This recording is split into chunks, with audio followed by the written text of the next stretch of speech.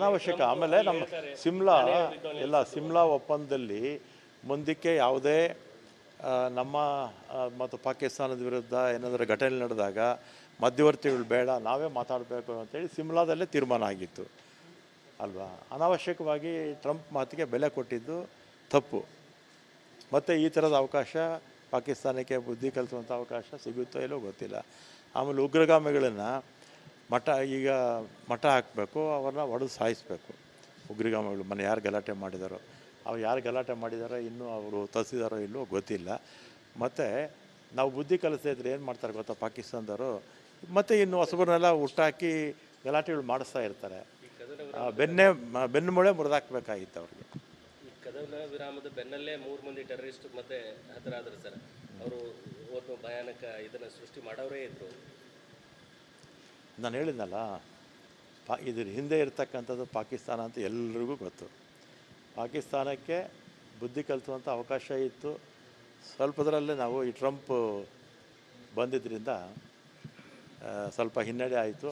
ಆದರೂ ನಮ್ಮ ಸೈನ್ಯ ಭಾಳ ಚೆನ್ನಾಗಿ ಕೆಲಸ ಮಾಡಿದೆ. ನಮ್ಮ ಸೈನ್ಯ, ನಾನು ಕೂಡ ನಮ್ಮ ಮುಜರಾಯಿ ಇಲಾಖೆ ವತಿಯಿಂದ ನಮ್ಮ ಸೈನ್ಯಕ್ಕೆ ಒಳ್ಳೆಯದಾಗಲಿ ಮತ್ತು ಅವ್ರ ಕುಟುಂಬ ವರ್ಗದವ್ರು ಒಳ್ಳೆಯದಾಗಲಿ. ಯಾಕಂದರೆ ಅವ್ರು ನಮಗೋಸ್ಕರ ರಾತ್ರಿ ಹಗಲು ದೇಶವನ್ನು ಕಾಯುವಂಥ ಕೆಲಸವನ್ನು ಮಾಡ್ತಾಯಿದ್ದಾರೆ ಅಂತ ವಿಶೇಷ ಪೂಜೆ ಮಾಡಿಸಿದ್ವಿ. ರಾಜ್ಯಾದ್ಯಂತ ಎಲ್ಲ ಕೂಡ ಮಾಡಿಸಿದ್ವಿ.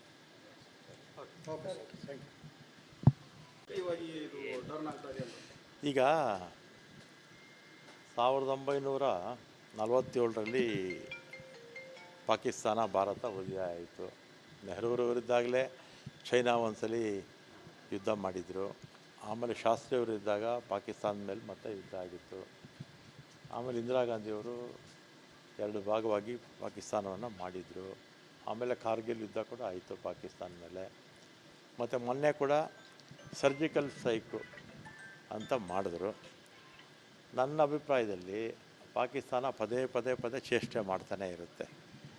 ಆಮೇಲೆ ಬಹುತೇಕ ಎಲ್ಲ ಭಯೋತ್ಪಾದಕರಿಗೆ ಇಲ್ಲಾಗಿರ್ತಕ್ಕಂಥ ಘಟನೆಗಳು, ಪುಲ್ವಾಮಾ ಇರ್ಬೋದು, ಪಹಲ್ಗಾಮ್ ಇರ್ಬೋದು, ಅಥವಾ ಅಕ್ಷರಧಾಮ ದೇವಸ್ಥಾನ ಇರ್ಬೋದು, ಅಥವಾ ತಾಜ್ ಹೋಟೆಲ್ ಇರ್ಬೋದು, ಒಂದು 10 ಇನ್ಸಿಡೆಂಟ್ಸ್ ಇದೆ. ಅದೆಲ್ಲ ಪಾಕಿಸ್ತಾನ ಅದಕ್ಕೆ ಕುಮ್ಮಕ್ಕು ಕೊಟ್ಟಿದೆ. ಪಾಕಿಸ್ತಾನದ ರಾಜಕಾರಣಿಗಳು ಕುಮ್ಮಕ್ಕು ಕೊಡ್ತಾರೆ, ಪಾಕಿಸ್ತಾನದ ಸೇನೆ ಕೂಡ ಕೊಟ್ಟಿದ್ದಾರೆ. ಇದು ಮೊನ್ನೆ ಪ್ರಾರಂಭ ಆಗಿತ್ತಲ್ವ, ಚೆನ್ನಾಗಿ ಬುದ್ಧಿ ಕಲಿಸ್ಬೇಕಾಗಿತ್ತು ಪಾಕಿಸ್ತಾನಕ್ಕೆ. ಇನ್ನೊಂದ್ಸಲಿ ನಮ್ಮ ತಂಟೆಗೆ ಬರೋದಾಗೆ ಮಾಡಬೇಕಾಗಿತ್ತು ಅಂತ ನನ್ನ ಅಭಿಪ್ರಾಯ. ಆಮೇಲೆ ಈ ವಿಚಾರದಲ್ಲಿ ಎಲ್ಲ ನಮ್ಮ ದೇಶದಲ್ಲಿರ್ತಕ್ಕಂಥ ಎಲ್ಲ ವಿಪಕ್ಷಗಳು ಕೂಡ ನಮ್ಮ ಕೇಂದ್ರ ಸರ್ಕಾರಕ್ಕೆ ಬೆಂಬಲ ಕೊಟ್ಟಿದ್ದರು. ಎಲ್ಲ ಒಟ್ಟಾಗೆ ಎಲ್ಲ ನಾವು ನಿಮ್ಮ ಜೊತೆಲಿದ್ದೀವಿ ಅಂತೆಲ್ಲ ಕೂಡ ಹೇಳಿದರು. ಇಂಥ ಸಂದರ್ಭದಲ್ಲಿ ಬಗ್ಬಡಿಯುವಂಥ ಕೆಲಸವನ್ನು ಮಾಡಬೇಕಾಗಿತ್ತು. ಟ್ರಂಪ್ ಅನಾವಶ್ಯಕವಾಗಿ ಮಧ್ಯೆ ಬಂದು ಇದು ನಮಗೆ ಒಂಥರ ಮುಜುಗರ ಆಯಿತು.